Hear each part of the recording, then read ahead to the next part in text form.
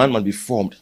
And in Eden, spiritual maturity should be of paramount concern, interest to you. If you are considering marriage, you must take note of spiritual maturity. It's unfortunate that when you want to do anything in this life, you go to school, you go. You just want to be a carpenter, you go, you learn. You want to be a doctor, you are trained. True of us. Yes. Even if you want to drive, you first of all you go for driving test. You'll be tested on road signs, so that you will know. They will have to ascertain, know that you know the signs. So when you see a sign with a cow on it, it doesn't mean choba. It has a meaning. You have to know the meaning.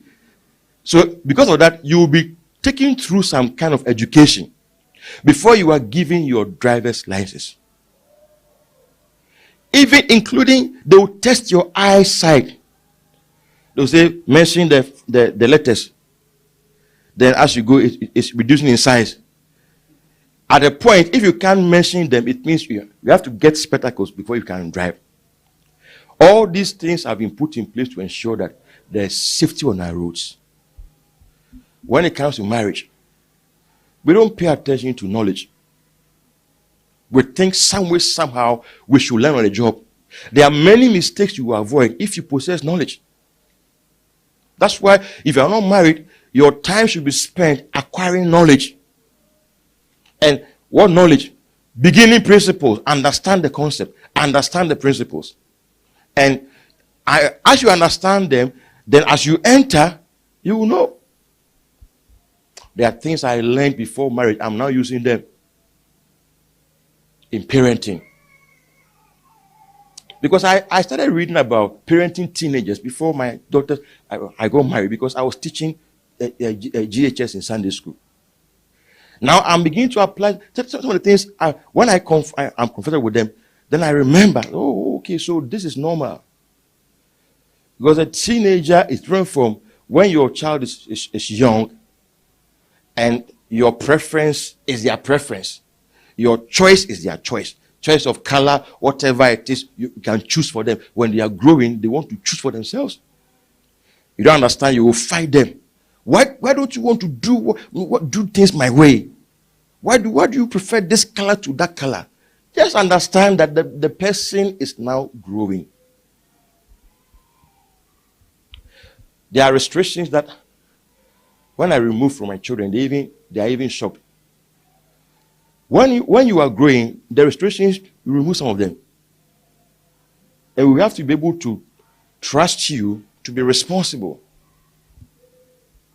Whereas, at first, when it's 9, I will come and snatch your phone out of your hand. The rule is that 9, if it's weekends. Weekdays, no phone for you. Weekends, you have phone.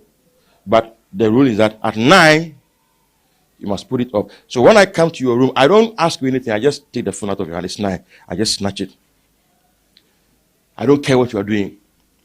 But now, when you are growing, I should be able to help you to be responsible. And I will tell you, I want to be able to trust you. I'm not taking the phone. I want to see how you handle it. So I'm leaving it with you. To see how you handle it. Moving from direct instructions, commandments, to reasoning. There are times when your children are growing, you have to reason with them. You have to let them know why they should do certain things. Because the time where you can say, hey, do that, those times they are over. Knowledge, you get it before you start the thing. So acquire knowledge on marriage. Take them seriously. Because if you will marry, then know that marriage is not an appendage to your life. It is your life. You know, marriage can cost you your destiny. Oh, yes. Oh, yes. Marriage is only for this earth. But I'm telling you, it can make or unmake you. And so therefore, there are many people in mental institutions right now because of marriage. There are many people in mental institutions because of marriage. Many people are in prison because of marriage. They were better off not married. Now they are married and now they are in prison. I'm talking about physical prison. And so this thing we are talking about is not something we rush into. It is something that you must enter cautiously, consciously, conscientiously. Cautiously, consciously, conscientiously enter into marriage. And don't leave everything to you will learn on the job. No. Know the basic principles.